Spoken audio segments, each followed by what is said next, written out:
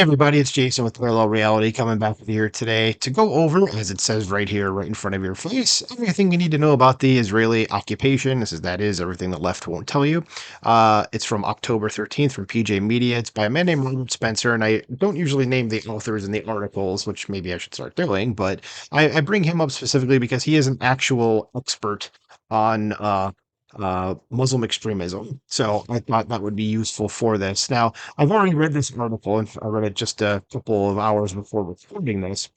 And I'm going to skip over a whole bunch at the beginning because it just kind of goes over the squad members and the things that they've said. So, like up there, it has AOC, and then Ilhan Omar, and then Rashida Tlaib is the one that kind of goes from here. And actually, it's right here. Yeah. So I'm going to actually start with this uh, paragraph right here. It says, so all three are in agreement. Israel's occupation is the problem. If you want to see the entire article, it'll be linked in the description below. So naturally, you can go back and read that if you want. But I think it would be most pertinent to start here. So, we've talked about these in a couple of other videos. Now, there's a lot of misinformation out there. That also the Palestinian propaganda machine is like second to none in terms of what they have people believing. I've said before many times that if anybody tells you that Israel's an apartheid state, that is someone's opinion that you can automatically just throw in the trash and you don't need to listen to them about it because it's just not true. It never has been true. So, again, the point of these videos is to get out there what the actual truth is. So you don't have to believe me. I'd suggest going and looking at information for yourself. But I read this article, and everything that I've seen in this article is stuff that I already knew to be correct. So that's why I wanted to go over it here. And we will go over it right now. So again, repeating that first sentence says, so all three are in agreement Israel's occupation is the problem. It's a shame that we don't have any real journalists today because someone should ask the same question to all three of them. That question is, if Israel is occupying Palestinian land, can you please explain the basis in international law for Palestinian ownership of this land? Because they will likely assume that there was a previous Palestinian state that the Israelis occupied and destroyed, but in reality, there has never been a Palestinian state of any kind ever at any point in history. That's a very important thing to know here because, these folks on the left, they're always the people that are like, you need to give the land back to the people who were there. Well, I've always said, well, the people whose land it was at the beginning are already there, and that's the Jews. So look, it came all back around. Took 2,000 years, but they're back then. And again, as it says right here, there has never been a Palestinian state of any kind ever at any point in history. Let's keep going. Because there has been a region known as Palestine since 134 AD, when the Romans applied that name to the land that had previously been known as Judea, that is, land of the Jews. So, gee, for so it was the Jews' land first, is basically what we're saying here. It says, but Palestine was akin to Staten Island. It was only the name of a region, never of a people or a nation. By the beginning of the 20th century, the Ottoman Empire had sovereignty over the territory that is now Israel and the supposedly occupied land as well. The Ottoman Empire was, however, known by this time as the sick man of Europe. Yeah, if you read anything about Ottoman history, they were kind of already very much on the decline at this point as an international power. And it's an interesting history, so definitely would suggest going and looking it up. Because in the early 1920s, just before the empire fell altogether, he conceded control of Palestine and the land that came to be known as Transjordan and now as Jordan to the League of Nations.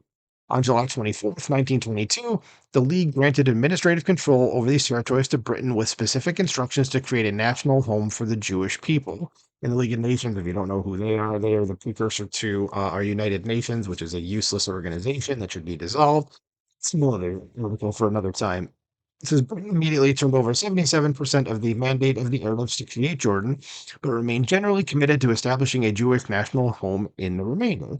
This was known as the Mandate for Palestine. Sometimes leftists point to it as the Palestinian state that supposedly predated Israel, but this claim relies on the ignorance of the fact that this birth territory had been explicitly set aside for Jewish settlement. 9 years before the founding of the modern state of Israel, a 1939 flag of Palestine sports a Star of David. I just want to show this to you, and um, it is, I can't really blow this up, but it is this one right here. You can see the Star of David in yellow right in the middle, and it's got the colors of the Israeli flag, blue and white, but it is this one. As you can see, it says Palestine right there. So I just thought I would bring that in. Because When the State of Israel was founded in 1948, it immediately had to fight a war for its survival against the surrounding Arab nations that had vowed to destroy it. Then there was finally an occupation. In fact, Egypt occupied, I can't talk. Egypt occupied Gaza and Jordan occupied Judea and Samaria, which it renamed the West Bank. Israel won both those territories in the Six Day War of 1967, but that was actually ending an occupation, not starting one. The only international law governing sovereignty of those territories stipulated that they were to be part of a national home for the Jewish people. So essentially, they were taking back what was taken from them. So there you go.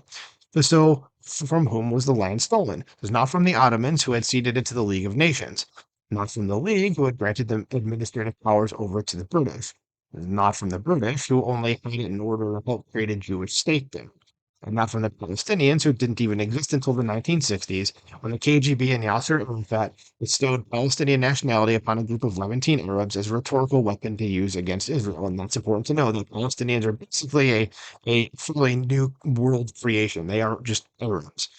Okay. So it just worked beautifully. That is the rhetorical weapon. Says the idea that Israel is occupying Palestinian land was furthered in the 1990s by the Oslo Accords, to which Israel unwisely acceded, and in which it agreed to work toward the establishment of a Palestinian state in the West Bank and Gaza, which would only become a new base for more jihad attacks against a diminished Jewish state. But a Palestinian state, if it is ever created, would be the first ever such entity in the history of the world. There was actually no Israeli occupation at all. The squad and the left in general is either ignorant or malicious, or of course both, and I would certainly go with both, especially the ignorant part. But yeah, so that was really all I wanted to go over. So to put out something that's fairly quick that kind of says like this is a very quick history of that area there. Of course, you can go read into this stuff yourself. So let me know what you think in the comments below. Like, share, subscribe, and I'll talk to you soon.